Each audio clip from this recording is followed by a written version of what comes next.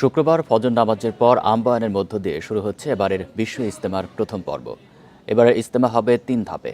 এরই মধ্যে ইজতেমা ময়দানে সব ধরনের প্রস্তুতি সম্পন্ন করার পাশাপাশি নেওয়া হয়েছে বাড়তি নিরাপত্তা ব্যবস্থা।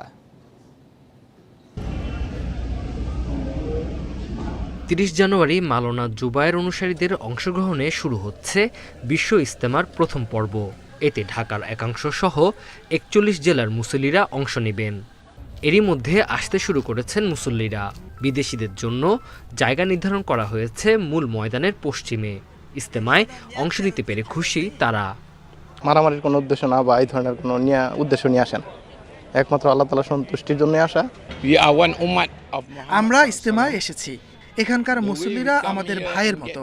এদেশের ধর্মীয় সংস্কৃতি দেখে আমরা মুগ্ধ। ইজতেমায়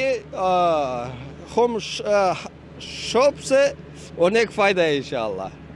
আয়োজন নির্বিঘ্ন করতে প্রস্তুতি নেয়ার পাশাপাশি মুসল্লিদের সুবিধায় পানি, বিদ্যুৎ, পয় নিষ্কাশন সহ সব ধরনের ব্যবস্থা নেওয়া হয়েছে। ইজতেমা এটা শুধু বাংলাদেশের ইজতেমা না, এটা বিশ্ব ইজতেমা এবং বিশ্বের সমস্ত ধর্মপ্রাণ মুসল্লি ভাইরা, তাবলিগের সাথী ভাইরা এই ইজতেমা অংশগ্রহণ করার জন্য প্রতি বছরই এসে থাকেন। তো এবারও এর ব্যতিক্রম ঘটবে না।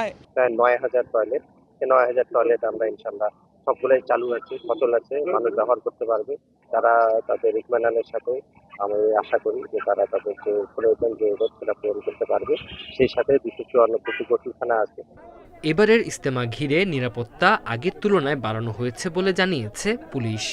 কোনো গণ্ডগোল যাতে না হয়, আমরা স্থানীয় লিডারকে নিয়ে এখানে বসেছিলাম, আপনাদেরকে ডেকেছিলাম, সকলে আমরা সম্মতি হয়েছে আমরা ইজতেমাটি কীভাবে সুন্দর করে দুইটি দলকে মুখোমুখি থেকে আমরা কীভাবে সরিয়ে রাখতে পারি।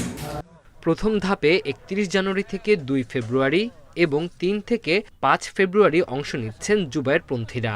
আর ১৪ ফেব্রুয়ারি হবে মাওলানা সাদ অনুসারীদের ইজতেমা।